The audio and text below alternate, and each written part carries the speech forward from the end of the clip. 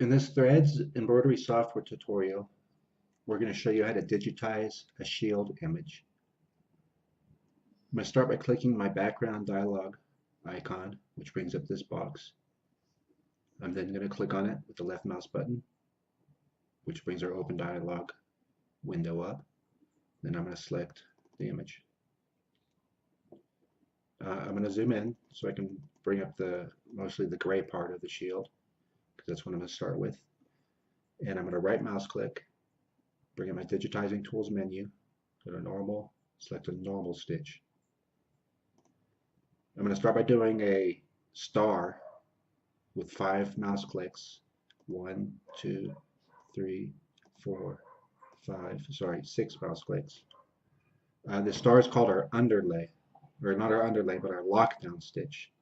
You can't see it right now because it's gray on gray. So I'm going to come over here and invert our colors to where you can see it. So the lockdown stitch just ties down our thread when we begin embroidery. So after you do a trim, or whenever you start a new color, or whenever you start a new design, you always want to start with a lockdown. And then you want to start every object with what's called an underlay. And I'm just left mouse clicking to put my underlay. But the underlay is just a foundation to your embroidery, so that your garment is flat when the embroidery threads are actually embroidering on top of it. So I got my underlay placed down. Those are all left mouse clicks. And I'm going to do a right mouse click again to bring up my Digitizing Tools menu. And I'm going to select Fill. And I'm going to try to fill in this gray region of the shield. So what I'm going to do is I'm going to click right in the middle of the black. I'm going to go right down the middle of the black, outlining the gray part, because I want to go down the middle so that when the embroidery is done, when the satin stitch, the black part, embroiders, it'll overlap this fill piece that I'm doing.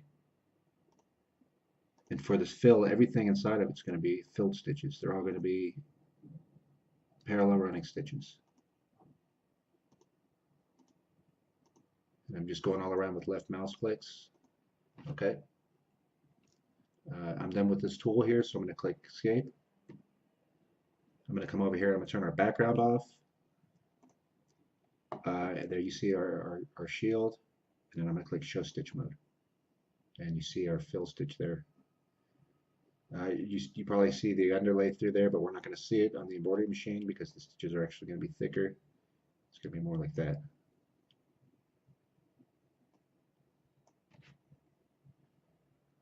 So I'm going to go back to the wire mode. I'm going to turn my background back on.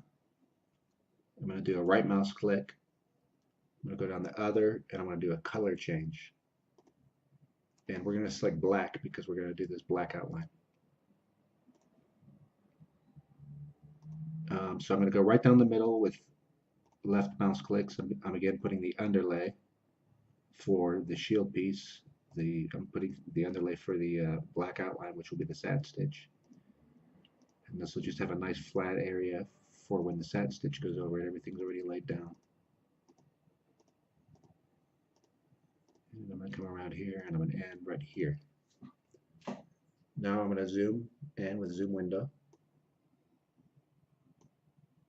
I'm going to center this a little bit more. I'm going to zoom out just a bit with the left mouse key. Now what I want to do is a satin stitch. Column stitch is also what it's known as. I'm going to do a right mouse click and select column from our digitizing menu. Actually, arc column. We're going to do an arc column because all the shield pieces arced. So I'm going to do arc column. And we have other tutorials on column stitches you can review, but basically a column stitch is a back and forth point which creates the satin stitch.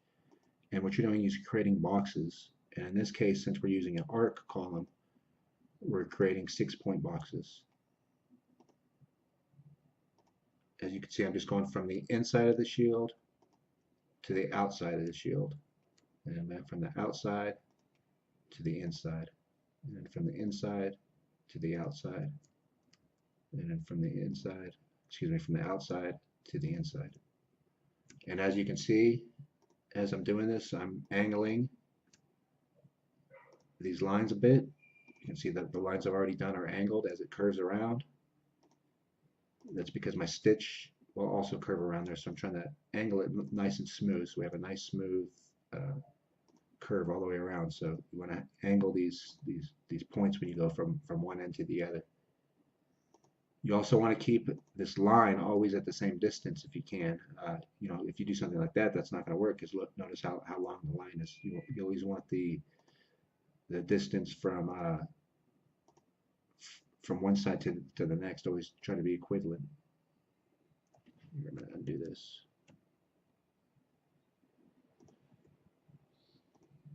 Undo with Control Z.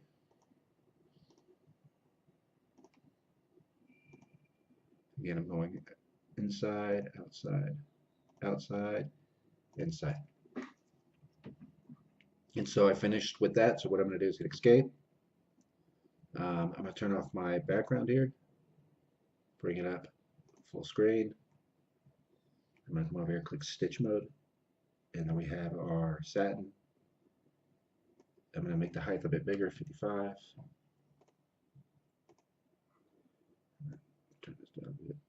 And then you can see our stitches.